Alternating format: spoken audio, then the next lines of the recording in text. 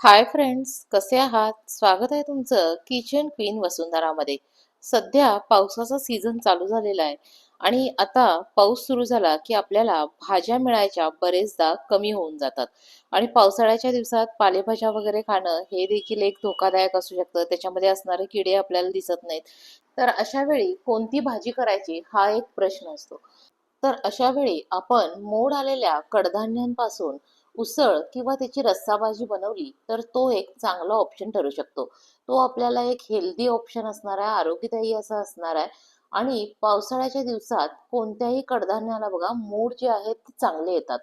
तर आज आपण अशीच कडधान्यांपासून बनवलेली, अर्थातच मटकीपासून बनवलेली मटकीची रस्साभाजी कशी बनवायची ही पाहणार आहोत. तर ही रेसिपी जी आहे ती आपली झटपट आहे, सोपी आहे. कोणत्याही प्रकारचं इथं वाटण मी वापरलेलं नाहीये, तरी देखील टेस्टी अशी लागणार आहे. तर अशी ही मटकीची रस्साभाजी कशी बनवायची हे जाणून घेण्यासाठी व्हिडिओ आहे तो शेवटपर्यंत पहा. आणि चॅनलवर नवीन असाल तर चॅनलला सबस्क्राईब करा.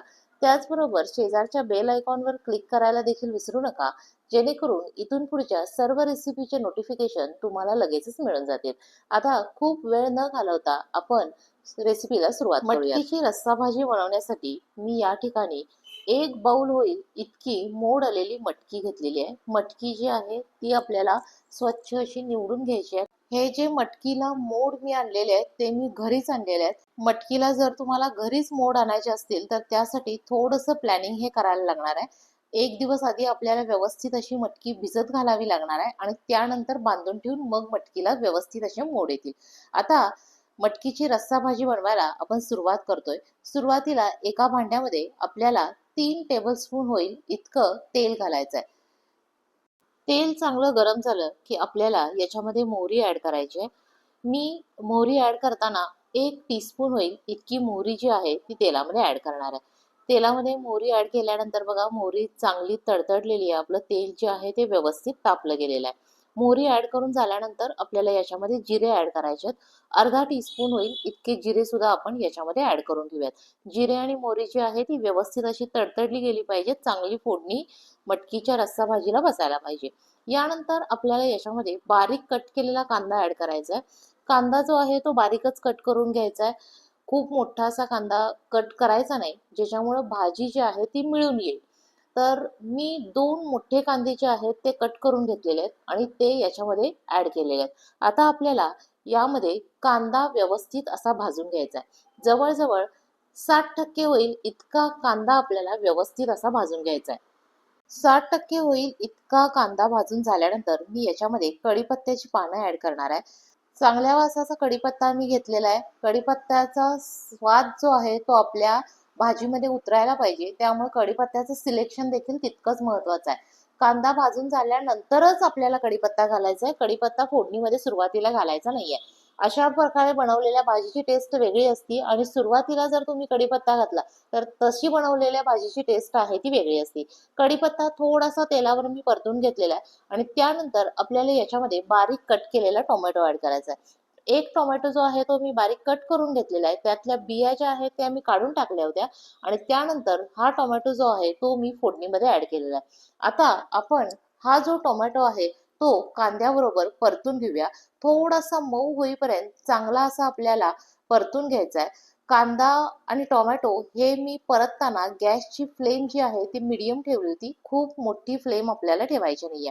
तर आता बघा आपला कढीपत्ता, कांदा आणि त्याचबरोबर टोमॅटो याची फोडणी जी आहे ती छान बसलेली आहे. हळूहळू टोमॅटो जो आहे तो मऊ व्हायला लागलेला आहे.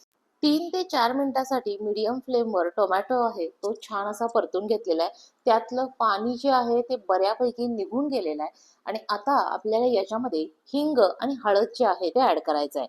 आता आपल्याला या फोडणीमध्ये पाव 1 टीस्पून होईल इतका हिंग ऍड करायचा आहे. माझ्याकडचा हिंग जो आहे तो स्ट्रॉंग हिंग आहे, त्यामुळे मी वापरताना कमीत कमी हिंगाचा जो आहे तो वापर करते. हिंग ऍड करून झाल्यानंतर आपल्याला याच्यामध्ये किंचित अशी हळद ऍड करायची आहे. हळदीचं प्रमाण देखील आपल्याला कमीच ठेवायचं आहे. हळदीचं प्रमाण जास्त जरी झालं तर काही वेळेला भाजी जी आहे ती कडवट होण्याची शक्यता असते. म्हणून मी याच्यामध्ये कमीत कमी अगदी किंचित अशी हळद ऍड केलेली आहे. आता हिंग आणि हळद तेलावर छान असा परतून घेऊयात. हिंगाची छान अशी फोडणी बसलेली आहे. त्याचा छान असा सुगंध यायला लागलेला आहे. हिंग आणि हळद ऍड करून झाल्यानंतर आपल्याला याच्यामध्ये कांदा लसूण मसाला ऍड करायचा आहे. कांदा लसूण मसाला नसेल तर तुम्ही लाल मिरची पावडर आणि थोडासा गरम मसाला ऍड केला तरी देखील चालेल. कांदा लसूण मसाला ऍड करताना मी या ठिकाणी 3 टेबलस्पून होईल इतका कांदा लसूण मसाला ऍड करणार आहे. जसा तुमच्या कांदा लसूण मसाल्याला तिखटपणा असेल त्या प्रमाणात तुम्ही कांदा लसूण मसाला ऍड करायचा आहे. माझ्याकडचा कांदा लसूण मसाला जो आहे तो कलर साठीच आहे, त्यामुळं मी यूज करताना 3 टेबलस्पून होईल इतका कांदा लसूण मसाला त्याच्यामध्ये ऍड केलेला आहे. आता हा कांदा लसूण मसाला देखील तेलामध्ये थोडासा असा परतून घेऊया. हे सगळं करताना आपल्याला गॅसची फ्लेम जी आहे ती मंद करायची आहे, नाहीतर कांदा लसूण मसाला आहे तो आपल्या फोडणीमध्ये करपला जाईल. कांदा लसूण मसाला ऍड केल्यानंतर त्यातलं पाणी जे आहे ते बऱ्यापैकी निघून गेलेलं होतं, म्हणून मी या फोडणीमध्ये 1-2 टेबलस्पून होईल इतकं पाणी ऍड करणार आहे, ज्याच्यामुळं आपला मसाला जो आहे तो करपला जाणार नाही. पाणी ऍड करून झाल्यानंतर त्याला आपण चांगली अशी उकळी आणूया. पाण्याला उकळी आल्यानंतर मी याच्यामध्ये मोड आलेली मटकी घालणार आहे. मटकी जी आहे ती मी यापूर्वी कुकरला वगैरे उकडून घेतलेली नाही आहे, शिट्टी करून घेतलेली नाही आहे. मटकी जी आहे ती आहे तशी कच्चीच मी वापरलेली आहे. काही वेळेला काही जण काय करतात बघा, पहिल्यांदा मटकी जी आहे ती थोडीशी शिजवून घेतात आणि नंतर फोडणी टाकतात. पण ते करण्याऐवजी जर तुम्ही मटकी आहे तशीच शिजवण्याचा प्रयत्न केला, कच्ची मटकी जी आहे ती फोडणीमध्ये ऍड केल्यानंतर शिजवण्याचा प्रयत्न केला, तर त्या प्रकारे बनवलेल्या भाजीची टेस्ट असते ती थोडीशी वेगळी असते. आता कच्ची मटकी जी आहे ती मी फोडणीमध्ये ऍड करून घेतलेली आहे आणि ती या सगळ्यासोबत चांगली अशी व्यवस्थित मिक्स करून घेतलेली आहे. मटकी ऍड करून झाल्यानंतर आता आपल्याला याच्यामध्ये पाणी ऍड करायचं आहे. पाणी ऍड करताना आपण गरम पाणी वापरायचं आहे, अगदी उकळलेलं पाणी जे असणार आहे ते वापरायचं. अशा केल्यामुळं आपल्या भाजीची टेस्ट तर चांगली येणारच आहे, त्याचबरोबर आपल्या भाजीचा कलर देखील छान येणार आहे. त्यामुळं आपल्याला उकळलेलं पाणी जे आहे ते वापरायचं आहे. शक्यतो कोणतीही भाजी बनवताना उकळलेलं पाणी वापरायचं, त्यामुळं भाजी लवकर शिजण्यास मदत होते, त्याचबरोबर भाजीची टेस्टही चांगली लागते. आता आपल्याला याच्यामध्ये गूळ ऍड करायचा आहे. कोणतंही कडधान्य असेल तर बघा, थोडंसं त्याचा जो आहे तो कडवटपणा कमी करण्यासाठी म्हणून आपण त्याच्यामध्ये गूळ ऍड करायचा. त्यामुळं भाजीची टेस्ट जी आहे ती छान येते. अतिशय कमी प्रमाणात अगदी किंचित असा गुळाचा खडा जो आहे तो मी याच्यामध्ये ऍड केलेला आहे. यानंतर आपल्याला याच्यामध्ये चवीनुसार मीठ ऍड करून घ्यायचं आहे.